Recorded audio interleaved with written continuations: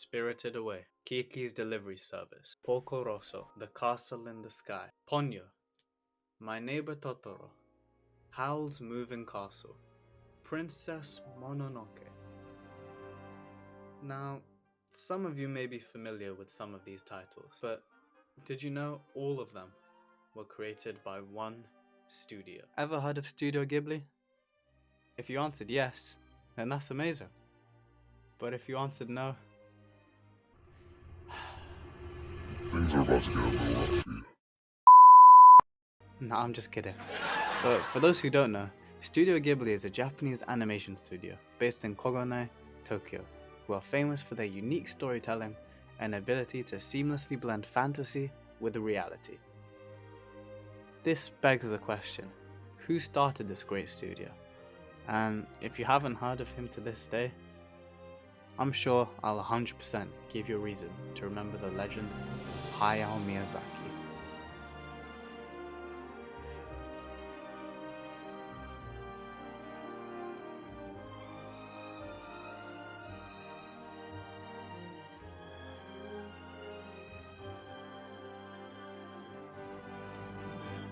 I hear you asking, why are you glazing this guy?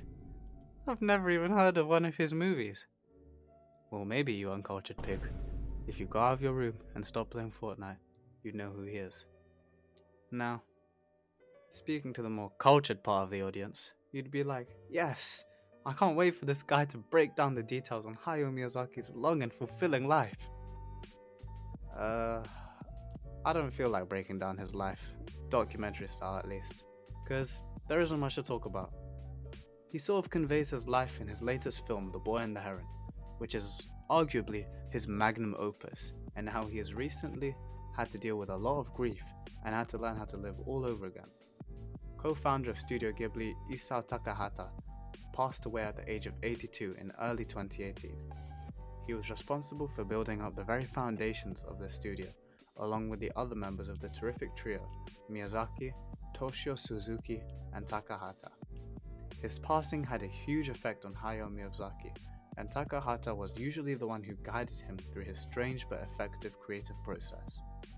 Miyazaki is responsible for winning 2 Oscars and being nominated for 4, as well as receiving countless other accolades for his hard work. Okay, maybe calling it his work is a bit of a stretch, but the way he leads his team is definitely key to his movies being nominated for numerous awards. Now, some see him as a ruthless tyrant who has no empathy for other humans, but I think a more fitting description would be a person who cares a lot about how good his work looks, and so he obviously works tirelessly to ensure that it is as good as it can be, and as a master of his craft, I expect nothing less. And so obviously, he expects others to be equally as passionate about his work.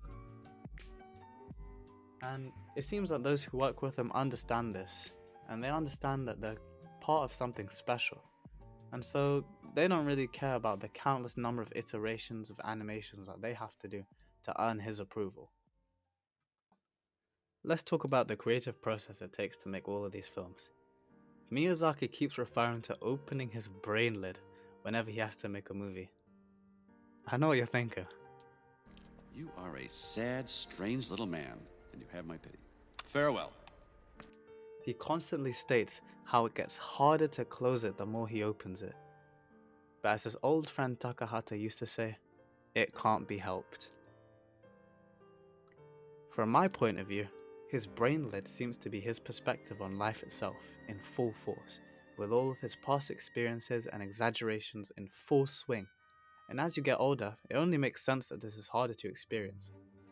Can we not forget that this man retired several times and came back to make another movie? And he won an Oscar for it. This guy's a beast.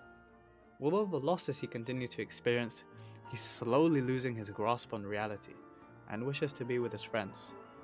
And so, will The Boy and the Heron be his final message? If The Boy and the Heron really is the last display of Miyazaki's genius, I suppose it's definitely not a bad way to cap things off. All good things must come to an end eventually, and that includes Studio Ghibli. After decades of treating us to some of the greatest movies ever written, it might be time to end it on a high. We definitely don't want it to carry on and slowly become crap, just like the MCU.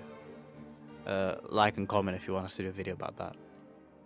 Anyways, we want to look back and be like, damn, I wish Studio Ghibli still made movies.